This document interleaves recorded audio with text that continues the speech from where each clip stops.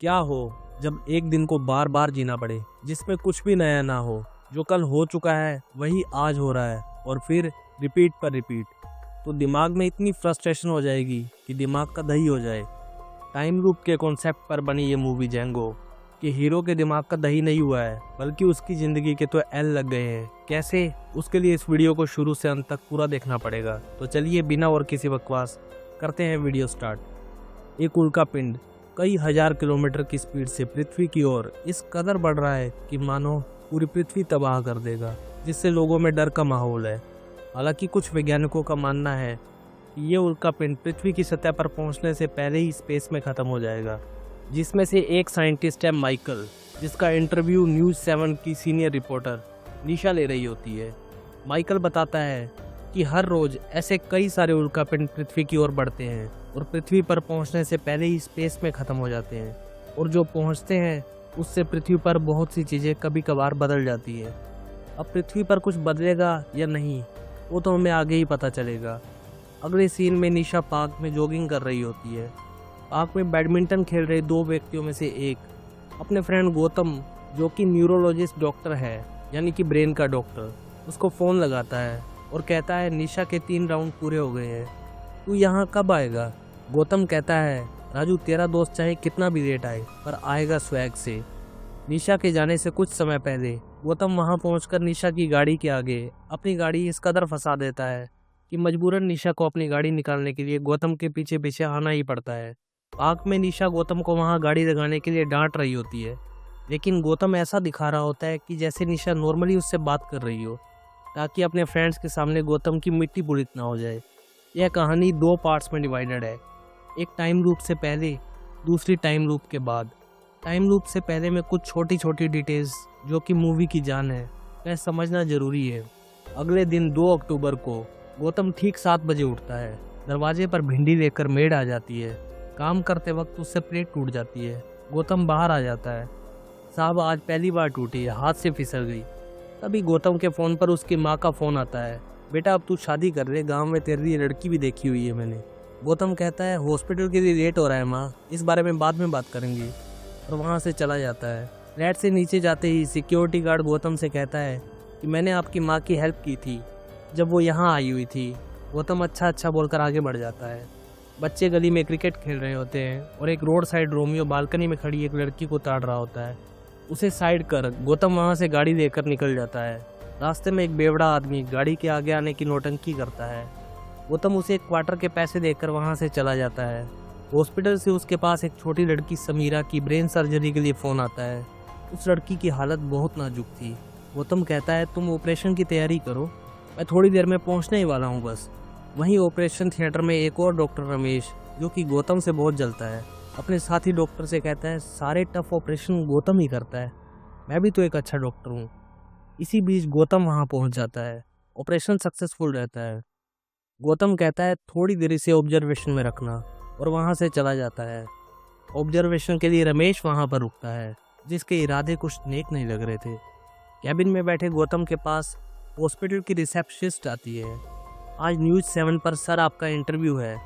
इधर न्यूज़ 7 के ऑफिस में बॉस निशा को इंटरव्यू लेने के लिए इंसिस्ट कर रहा होता है, क्योंकि निशा का कहना होता है मुझे तो उल्का पिंड पर रिसर्च कर रहे साइंटिस्ट का फिर से इंटरव्यू लेना है। इतनी देर में गौतम वहाँ पर आ जाता है।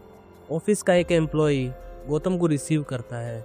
ये वो आदमी है जिसका ऑफिस में जब मन करता है इसको मंदिर के घंटे की तरह बजाता रहता है। निशा गौतम से मिलकर उसका इंटरव्यू करती है। इंटरव्यू के बाद गौतम निशा के पास आ जाता है और उससे कहता है कि तुम अब भी मुझसे प्यार करती हो, आई नो। और कहानी फ्लैशबैक में चली जाती है, जहां निशा अपने फादर के जोर देने के बाद कहती है कि अगर कोई मुझे और मेरे करियर की सीरियसनेस को समझेगा तभी मैं शादी करूंगी, अदरवाइज नो। उसके पापा को गौतम वह इंसान लगता है जो निशा को समझ सकेगा, और इसके बाद गौतम और निशा की शादी हो जाती है। अपने काम के चलते निशा काफ़ी देर रात से घर आती है, जिस पर गौतम की माँ उसे हर रोज़ ताने देती है, जिस पर गुस्सा होकर निशा घर छोड़कर चली जाती है, और कहानी फिर से प्रेजेंट में आ जाती है। गौतम को हॉस्पिटल से फ़ोन आता है कि समीरा जिसका ऑपरेशन किया था उसकी पल्स रेट गिरने से मौत हो गई है। गौतम शॉक्ड होकर रह जाता है। इसी दौरान डोरबेल बजती है। गौतम दरवाज़ा खोलता है तो हाथ में बोतल लिए अपने दोस्तों को पाता है। पार्टी के बाद गौतम सोने चला जाता है, तभी उसका फ़ोन बजता है और गौतम को इमरजेंसी में हॉस्पिटल के लिए निकलना पड़ता है। पर रास्ते में ही उसकी गाड़ी खराब हो जाती है। वह उसे ठीक कर ही रहा होता है कि एक उल्कापिंड बहुत तेज रफ्तार से धरती की ओर बढ़ रहा होता है और ठीक 12 बजे वह धरती पर आ गिरता है और एक तेज रोशनी के बाद ठीक सुबह 7 बजे गौतम की नींद खुलती है। दरवाजे पर भिंडी लिए वही मेड आ जाती है। गौतम कहता है, आज फिर से भिंडी? कल ही तो बनाई थी। नहीं साहब, कल तो बैंगन बनाए थे। फिर से माँ का फ़ोन और वही शादी की बात। मेड से प्लेट का टूटना, वही सिक्योरिटी गार्ड का उसे उसकी माँ की हेल्प करने का बताना। क्रिकेट खेलते बच्चे और रोड साइड रोमियो को देखकर गौतम को कुछ अजीब लग रहा होता है। गौतम गाड़ी निकालता है तो वहीं शराबी उसकी गाड़ी के आगे आने का नाटक करता है। गौतम जैसे तैसे उसे निपटाकर हॉस्पिटल पहुंचता है। ऑपरेशन थिएटर में समीरा को फिर से जिंदा देख बड़ी हैरानी से वह साथी डॉक्टर से पूछता है कि ये तो मर गई थी ना कल। डॉक्टर कहते हैं, नहीं, यह तो आज ही आई है ऑपरेशन के लिए। ऑपरेशन के बाद गौतम अपने ऑफिस में बैठा होता है। वही रिसेप्शनिस्ट उसे इंटरव्यू का याद दिलाती है। अब गौतम को कुछ समझ नहीं आ रहा था कि आखिर उसके साथ ये हो क्या रहा है। कंफ्यूज गौतम चैनल पर इंटरव्यू देने के लिए पहुंच जाता है। इंटरव्यू के बाद वह निशा से कहता है कि मुझे लगता है कि ये इंटरव्यू तुमसे मिलना ये कल भी हो चुका है मेरे साथ। निशा कहती है कि ऐसी बातों से तुम फिर से नज़दीकियाँ बढ़ाना चाहते हो ना मेरे साथ। खैर गौतम उसे समझाने में नाकाम रहता है और शाम को फिर से गौतम का फ़ोन बजता है। वही डॉक्टर उसे समीरा की मौत की खबर सुनाता है। ये सब गौतम की समझ से परे था। शाम को वही दोस्त पार्टी करने के लिए गौतम के घर आते हैं। गौतम सारी घटना अपने एक दोस्त के साथ शेयर करता है। दोस्त कहता है कि ये सब स्ट्रेस रहने और नींद पूरी न होने की वजह से हो सकता है। तू आराम से सो जा, सुबह तक सब ठीक हो जाएगा देखना। गौतम सोकर उठता है और कभी ना ख़त्म होने वाला 2 अक्टूबर का दिन बार बार जीता है। आखिरकार परेशान होकर वह साइंटिस्ट फ्रैंकलिन को मिलता है, जिसका काम टाइम ट्रैवल और ब्लैक होल पर रिसर्च करना था। वह गौतम से कहते हैं, अभी तक टाइम लूप पर कोई रिसर्च नहीं हुई, पर मेरे कैम्ब्रिज यूनिवर्सिटी के कुछ फ्रेंड्स हैं, मैं उनसे बात करके देखता हूँ और इसका सोल्यूशन निकालने की कोशिश करता हूँ। इतने में फ्रैंकलिन का फ्रेंड माइकल वहाँ पर आ जाता है। यह माइकल वही साइंटिस्ट है जिसने न्यूज़ चैनल पर उल्कापिंड के बारे में इंटरव्यू दिया था। नाइट को फिर से वही फ्रेंड्स पार्टी के लिए आते हैं। पार्टी के समय गौतम अपने एक फ्रेंड से कहता है, अगर तुझे एक ही दिन बार बार जीना पड़े तो तू क्या करेगा। फ्रेंड कहता है कि अगर ऐसा मौका मुझे मिले तो मस्त रहो, स्वस्थ रहो और किसी से मत डरो। अगली सुबह गौतम भी मस्त रहने के लिए लड़कियों के साथ चिल मारता है, पर कुछ ही समय में उसे एहसास हो जाता है कि वह इस टाइम का सही यूज़ नहीं कर रहा। अब की बार समीरा के ऑपरेशन के टाइम वह सारी रिपोर्ट्स खुद से पहले ही चेक करता है। गौतम की रिपोर्ट चेक करने के बाद रमेश कुछ घबरा जाता है। ऑपरेशन सक्सेसफुल रहता है और गौतम शाम को अपने साथी डॉक्टर से समीरा के बारे में पूछता है। समीरा अब बिल्कुल ठीक थी। नाइट को न्यूज़ देखते समय उसे पता चलता है कि एक यूएफओ धरती पर आ गया है और यह वही जगह है जहां से उस रात लूप में फंसने से पहले गौतम गुजरा था। तभी उसके बाद न्यूज़ आती है कि न्यूज़ 7 की रिपोर्टर निशा का मर्डर हो गया है, यानी कि गौतम की वाइफ का। गौतम ये सुनकर शॉक्ड रह जाता है और अगले दिन निशा के ऑफिस पहुंचकर बताता है कि आज रात तुम मर जाओगी, जैसा मैं कहता हूँ वैसा करो। पर निशा कुछ भी सुनने को तैयार नहीं थी और धक्के मारकर गौतम को वहाँ से निकलवा देती है। रात को जब निशा ऑफिस से बाहर गाड़ी पर निकलती है तो गौतम भागकर पीछे जाता है, पर वह बाइक सवार निशा को मार डालता है।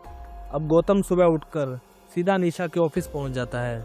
उसे सब पर शक था। निशा की ऑफिस फ्रेंड, क्या ये हो सकती है? नहीं, वह अपने बॉयफ्रेंड से बात कर रही होती है। गौतम का ध्यान वहाँ के कैमरामैन राजेश पर जाता है तो उसे याद आता है कि जिस समय गौतम का इंटरव्यू चल रहा था तब राजेश कुछ अजीब नज़रों से निशा को देख रहा था। फिर उसका ध्यान ऑफिस के फ़नी बॉय पर जाता है। क्या ये तो नहीं हो सकता?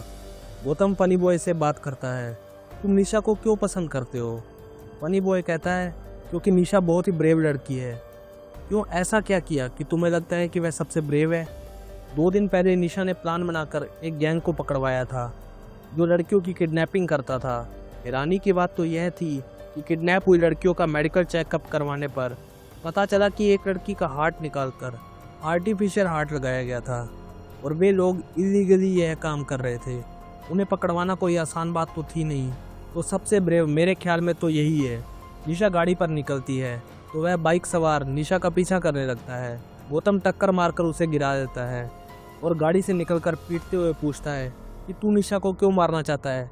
कि इतने में एक दूसरा आदमी निशा को गोली मार देता है। अगली सुबह गौतम उठता है और निशा के ऑफिस पर पहुंचता है और निशा को कोई मार ना सके इसलिए वह चालाकी से निशा को ऑफिस में ही बेहोश कर देता है। वह बाइक सवार उसका वेट कर रहे होते हैं, बट गौतम से भी ज़्यादा चालाक वह फनी बॉय निशा को बेहोशी से जगा देता है। निशा बाहर आ जाती है। गौतम निशा के बॉस से कहता है कि मेरी गाड़ी ख़राब हो गई है और एक इमरजेंसी ऑपरेशन है। बॉस निशा को बोलता है ऑफिस की गाड़ी में गौतम सर को हॉस्पिटल भी छोड़ देना और तुम भी बेहोश हो गई थी तो अपना भी चेकअप करवा लेना वहाँ से। निशा को मजबूरन गौतम के साथ बैठना पड़ता है और हमेशा की तरह वही दो अनजान लोग एक बार फिर से पीछा कर रहे होते हैं। बहुत कोशिशों के बाद भी वे लोग एक बंद जगह पर जाकर फंस जाते हैं। बाइक सवार गौतम की तरफ गन कर देते हैं।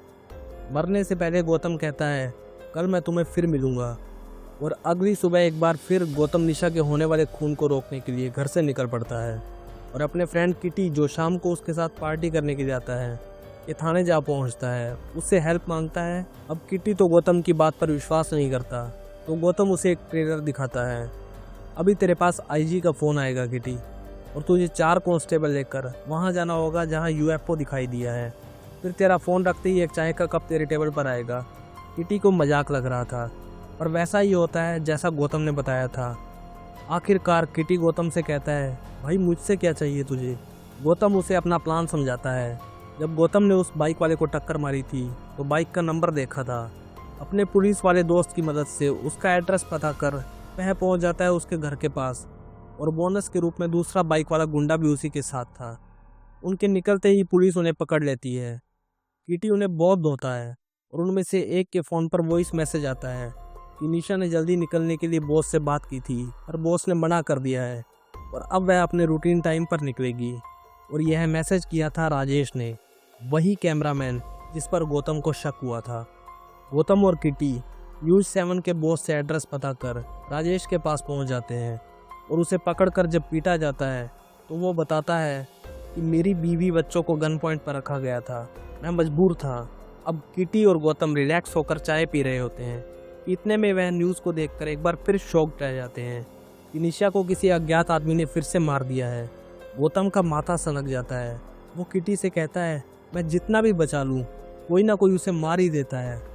अगली सुबह फिर से 2 अक्टूबर को गौतम किटी से मिलता है और सब बताने के बाद किटी को कहता है सिर्फ आज रात के लिए निशा को पकड़कर लॉकअप में डालना होगा।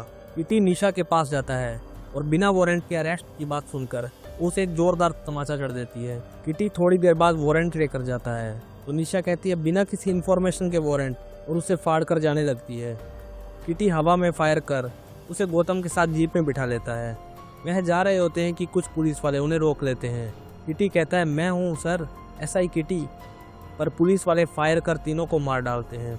अब की बार गौतम निशा से उसके ऑफिस में मिलता है और आज वह मरने वाली है ऐसा बताता है। निशा विश्वास नहीं करती है तो जो ट्रेलर उसने किटी को दिखाया था वही निशा को दिखाता है और तभी होने वाले इंसिडेंट को निशा को पहले ही बता देता है। निशा को भी गौतम पर विश्वास हो जाता है। गौतम निशा से पूछता है कि कौन हो सकता है जो तुम्हें मारना चाहता हो।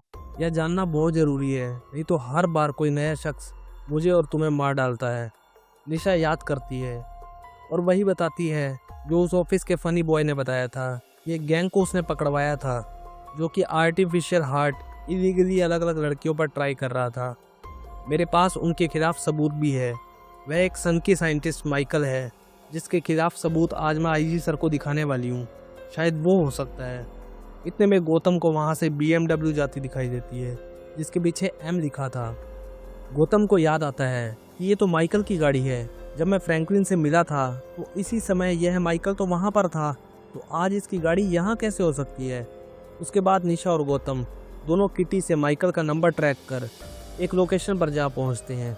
उस लोकेशन पर एक डिलीवरी बॉय पिज़्ज़ा लेकर आता है। गौतम उससे वह पिज़्ज़ा ले लेता है और अंदर डिलीवरी बॉय बनकर जाता है। माइकल का असिस्टेंट उसे मिलता है। उसे मारकर वे माइकल की लैब में घुस जाते हैं जहां पर निशा के अलग अलग मर्डर्स को ड्रॉ किया होता है और साथ में माइकल भी गौतम को ढूंढ रहा है। उन्हें यह भी पता चल जाता है। गौतम और निशा वहां से निकल जाते हैं और थोड़ी दूर पहुंचते ही माइकल के आदमी उन्हें पकड़ लेते हैं। और माइकल वहाँ पर आकर निशा को मार देता है और गौतम से बात करने लगता है।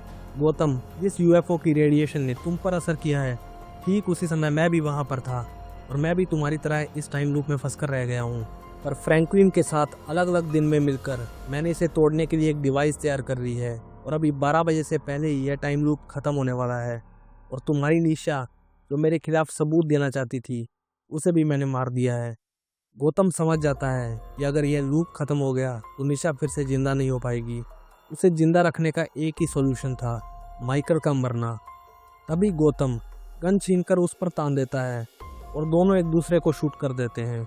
अगली सुबह माइकल गौतम के घर पर ठीक 7 बजे पहुंचता है। गौतम अपने दरवाजे पर माइकल को देख किसी तरह से वहां से भागने में कामयाब हो जाता है।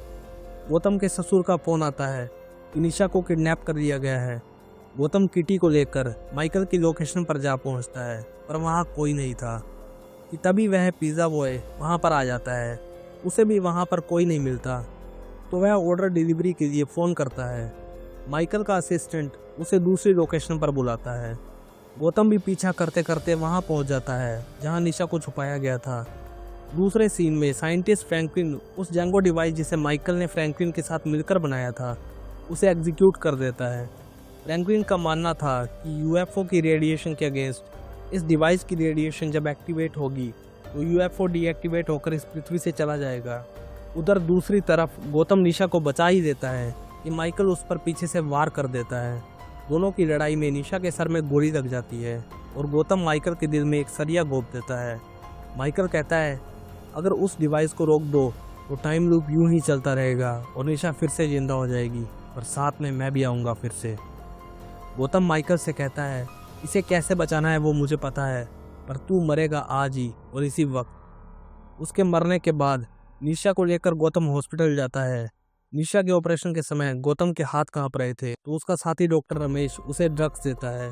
गौतम, इससे तेरा कंसंट्रेशन बना रहेगा। गौतम उसे लेकर ऑपरेशन कर देता है। सुबह गौतम फिर से ठीक 7 बजे उठता है। मेड आकर गौतम से कहती है, साहब आज पूरे मार्केट में भिंडी नहीं मिली, आपकी फेवरेट, चलेगा ना आपको? गौतम समझ जाता है कि उसकी लाइफ नॉर्मल हो गई है। वह हॉस्पिटल जाता है और निशा से मिलता है।